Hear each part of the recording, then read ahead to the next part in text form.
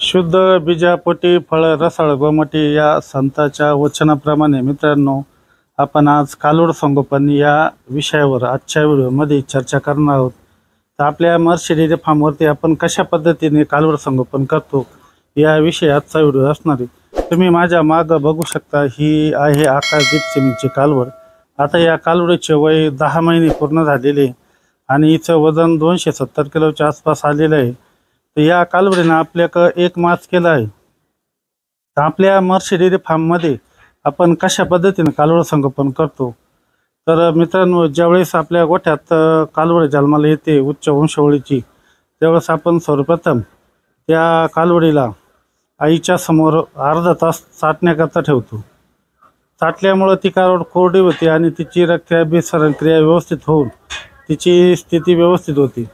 त्यानंतर आपण सर्वप्रथम तिला आपल्या पशुखाद्याचा जो दोरा आहे तो दोरा आयोडीनच्या लिक्विडमध्ये बुडवून बिंबीपासून 1 ते 1.5 इंच आपण त्या कालवडीचे नाळ घट्ट दोऱ्यानं बांधून एक्सेस भाग कट करून आपण त्या कालवडीचं बिंबी लिक्विड आपले आयोडीनच्या लिक्विडमध्ये बुडवून ते काम पूर्ण करतो। त्यानंतर आपण अर्ध्या ते 1 तासामध्ये त्या कालवडीच्या आईचा चीक आपण तिला 2 ते 3 लिटर ती कालवड पिन तेवढा चीक आपण त्या कालवडीला पाजतो आणि त्यानंतर मित्रांनो, अशा पद्धतीने त्या कालवडीचा जीवनक्रम सुरू होतो। 7व्या दिवशी आपण त्या कालवडीला प्रथम डिवॉर्मिंग करून घेतो। तर या डिवॉर्मिंगमध्ये आपण तिच्या वजनानुसार तिला पेपरदिन नावाचं डिवॉर्मर देतो आणि त्यानंतर आपण सकाळी 3 लिटर आणि संध्याकाळी 3 लिटर या पद्धतीनं बॉटलच्या साहाय्यानं आपण तिला दिवसभराचं 6 लिटर दूध पाजतो। तर 1 महिना वय झाल्यानंतर त्या कालवडीला परत एकदा आपण दुसऱ्यांदा डिवॉर्मिंग करून घेतो। त्यावेळेस वेगळ्या कंपनीचा वेगळा कंटेनर असलेला डिवॉर्मर आपण तिच्या वजनानुसार तिला डिवॉर्मिंग करून घेतो।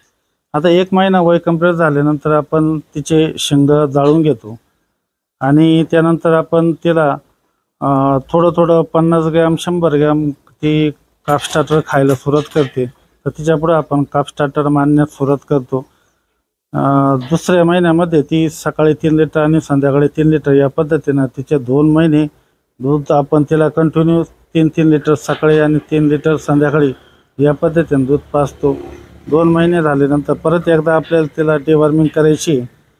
तर 2 महिने ज्यावेळेस तिचं वय पूर्ण होतं तोपर्यंत त्या कालवडीने सकाळी अर्धा किलो आणि संध्याकाळी अर्धा किलो या पद्धतीनं दिवसभरातले 1 किलो काफ स्टार्टर खाद्य खाल्लं पाहिजे।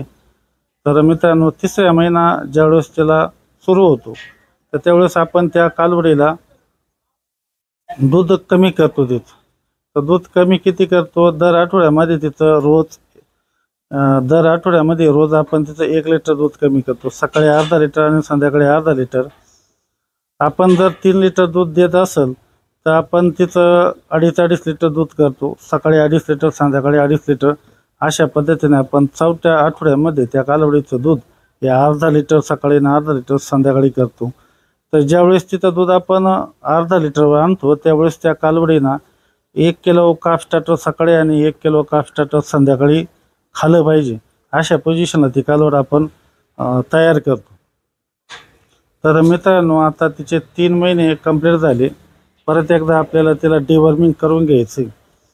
तर ज्यावेळेस 4था महिना सुरू होतो तर 4थ्या महिन्यामध्ये आपलं हे शेड्यूल ठेवायचे, सकाळी 1 किलो खाद्य आणि संध्याकाळी 1 किलो खाद्य। आता ती 2.5-3 महिन्याची झाल्यापासूनच चारा खाण्यास सुरुवात करते। तर त्यावेळेस आपल्याकडे असणारा हिरवा चारा, वाळलेला चारा आपण तिला देऊ शकतो।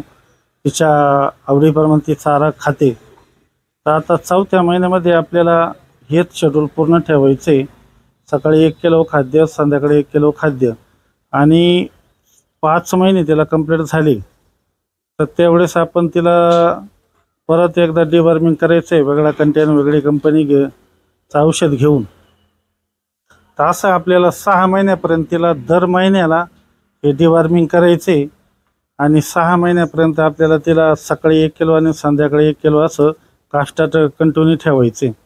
तर मित्रांनो, त्या पिरियडमध्ये आपण या कालवडींना लसीकरण करणं गरजेचं आहे।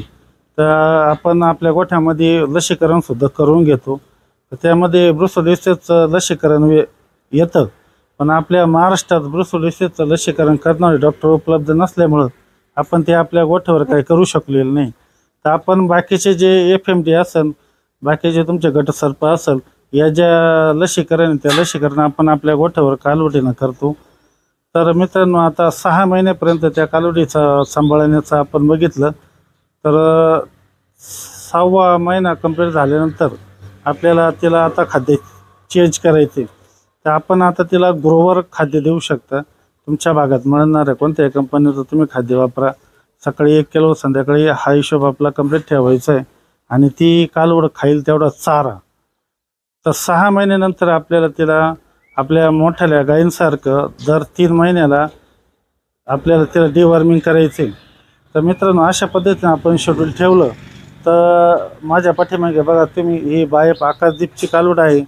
तर या कालवडीच्या प्रमाणे 10 महिन्यात आपल्या गोठ्यात ही कालवड हिटवर आलेली. तर अशी 10 महिन्यात कालवड हिटवर येते. तर आपल्याला ग्रोवर हे खाद्य 12 महिन्यापर्यंत कंटिन्यू करायचे. आता आपण आपल्या गोठ्यामध्ये 14 महिने वय, 15 महिने वय झाल्याशिवाय आपण कालवड भरत नाही. आता या कालवड ही आकाशदीपची कालवड आहे. आता या कालवडीसाठी आपण आत्ताच बुल सिलेक्शन करून ठेवलेलं आहे. या कालवडीला आपण सॅक कंपनीचा मिडनाईट 432 या बुलची निवड केलेली आहे. तर नुसतं हिला चांगलं सांभाळून उपयोग नाही, आपल्याला पुढल्या पिढ्यासुद्धा चांगले आल्या पाहिजे. त्यामुळं वंशावळीकडं लक्ष देणं फार गरजेचं आहे. तर आपण तिला 14 महिन्यानंतर कृत्रिम रेतन करून घेतलं तर त्यावेळेस आपल्याला 12व्या महिन्यानंतर त्या कालवडीचं खाद्य पुन्हा एकदा चेंज करायचे. आपली कालवड आता गाभण राहिली आहे.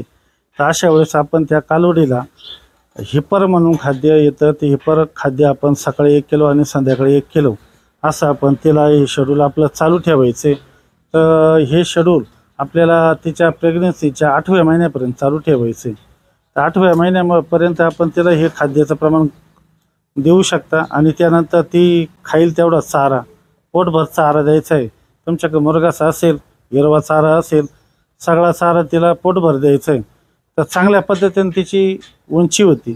ज्यावेळेस ती डिलिव्हरीसाठी तयार होती, 9वा महिना तिला लागतो, त्यावेळेस आपल्या त्या कालवडीचं वजन 550 किलो ते 600 किलोच्या दरम्यान ती गाई तयारच झाली पाहिजे. तर मित्रांनो, 9व्या महिन्यामध्ये आपल्याला तिला कोणत्याही कंपनीचं आपण ट्रान्झॅक्शन फीड देऊ शकतो. तर ट्रान्झॅक्शन फीड तिला आपण सकाळी 1.5 किलो आणि संध्याकाळी 1.5 किलो या प्रमाणात देऊ शकतो.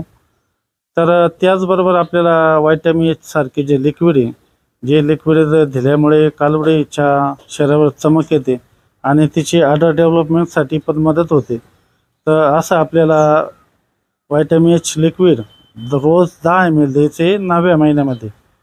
तर मित्रांनो, अशा पद्धतीनं आपली 2 वर्षाच्या आतमध्ये कालवड तयार होऊ शकते आणि आपण आपल्या गोठ्यातच आपल्या जुन्या गायांच्या जागी रिप्लेसमेंट म्हणून किंवा तुम्ही या कालवडीची विक्रीसुद्धा करू शकतात. तर अशा पद्धतीनं मित्रांनो, आपण आपल्या महर्षी डेअरी फार्मवरती कालवड संगोपन करतो. ते बी उच्च वंशावळीचं कालवड संगोपन करतो.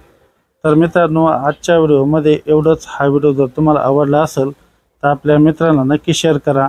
या चॅनलवर तुम्ही जर नवीन असाल तर या चॅनलला सबस्क्राईब करायला विसरू नका.